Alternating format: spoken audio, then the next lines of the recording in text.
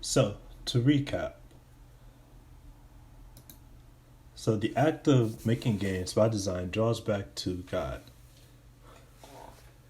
And so, in this way, creating Christian games can really just rely on some of the simple factors and the things we've talked about recently.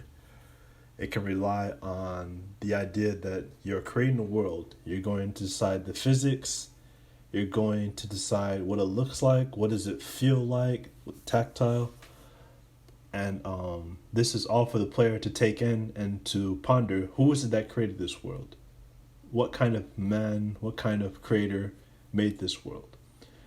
And so we talked about that, how there are different themes, different ways of implementing stuff, like in the storyline. You can center around the context.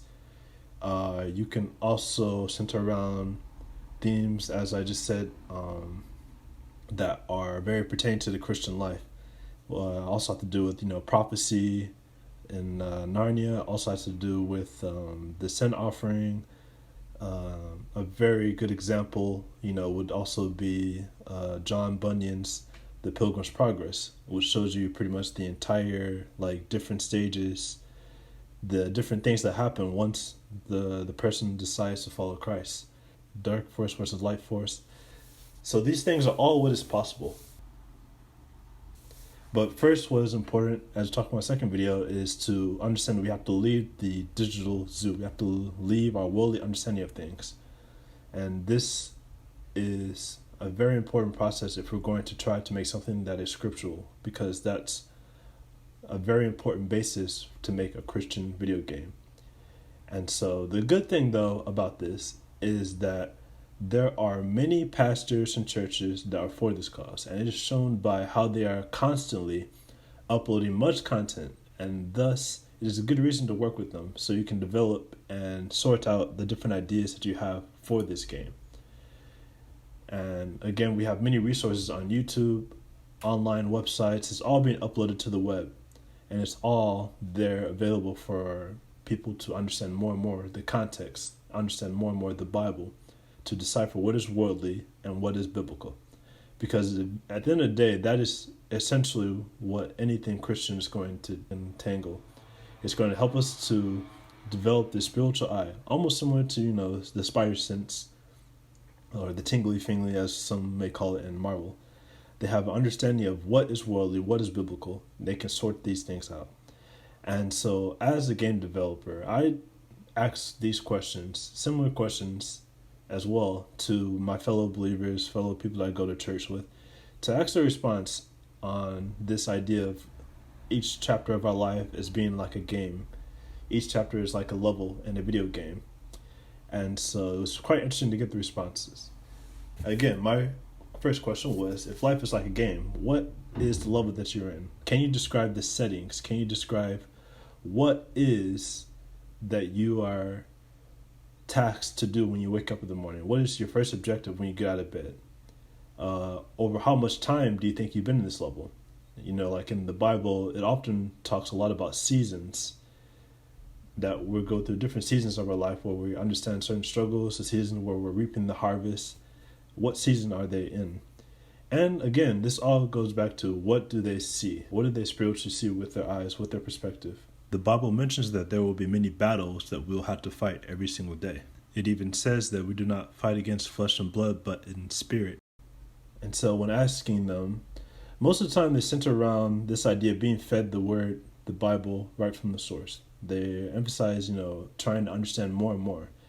One friend responds that he feels like because he reads a lot, it's like text is always flying towards him, and he is trying to duck and dodge certain texts. And so it means he has to move back and forth. And there's certain texts that he wants to hit and other texts he doesn't want to hit. And he makes a distinction that some text is from the world, other text is from the Bible. It quite goes with the Bible scriptures where he talks a lot, receiving the word of God, and you're being elevated. You are essentially feeling a bit more higher up, or a bit more holier, pretty much. Not better, but just holier. But also when you receive things that are not holy, that essentially drags you down. It drags you into becoming faithless. It drags you sometimes into despair. Another another believer sees that she is in a big house, which could be symbolized as the church of God. And she's having encounter with each and every single person, and she is collecting items that she can use for her journey. And what she speaks of right now is that she has a book, but it is blank. But she says, depending on different people that she meets, that she talks to in each room of the house, some of them, they have a page for her. And so in a sense, she's looking to complete this book. She's looking to fill it up, and based on the different encounters that she is having. A pastor's response was just that he felt in this level that he needs to realize more and more that no one is worthy, and not even himself. He recounts that he is having trouble to do the simplest tasks, like such as moving office supplies or things inside of a court. And he realized that, again, that he falls short, as many Christians, that we fall short of to the only one who is holy, who is worthy. And so for him, he says he has many times to make this recognition of that there is only one person worthy. And only during that recognition, that is when he has received power, that he is able to do the everyday tasks, that he is able to do the small things.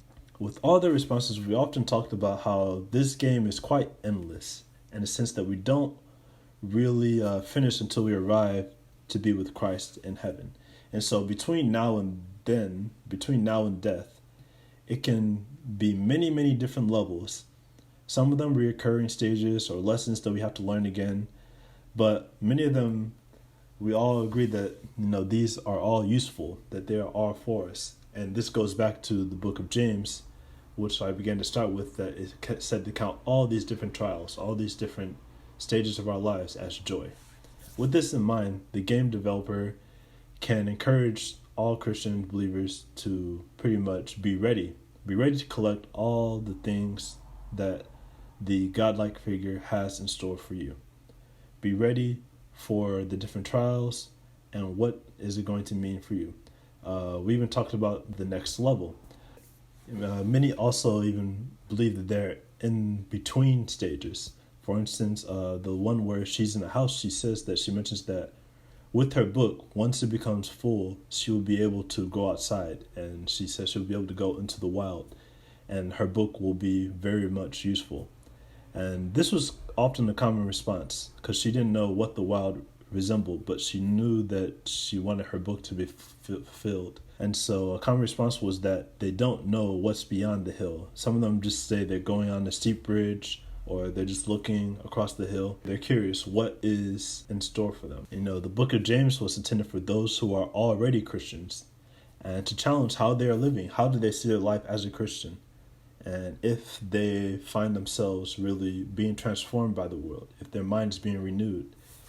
And so this book is also quite often referenced as the book of Proverbs for the New Testament, because it encourages them, to get ready to really essentially play this game, to learn more, to discover more. And so this is what video games can do. They can draw on these different aspects based on the responses I just had. They can understand, like this game could be very endless. So the book of James, for me, it encouraged me to get ready to leave the digital zoo in level 4, as it is an influence that hinders my walk with God, because it tries to domesticate me into the ways of the world, which doesn't fear God. The world doesn't always fear God. And so now in level 5, it's pretty much my attempts to try as much as I can to be only influenced by the Bible while I am in the wild or the forest. I still receive digital zoo food from time to time, and food is represented here as the content, the media that I'm watching and listening to. But I have to keep a spiritual eye on all of God's work in me, so that I might sin less and be intentional as a craftsman, as a maker. Whenever I make stuff, I am wearing gloves, and this shows that it's not truly me that is crafty, but the gloves which themselves are. And these gloves, they are from God. And so this is a tool, and this can be used even in the 21st century medium, which is 3D. Aside from that, it's about trying to survive in what many would call the wild, as I want to cut from the digital zoo all of its content, all TV, social media, Facebook, as much as I can. I want to cut from it for the sake of my Christian growth and my maturity as a Christian. And so this is what video games can be good for when it comes to keeping a spiritual eye on these things.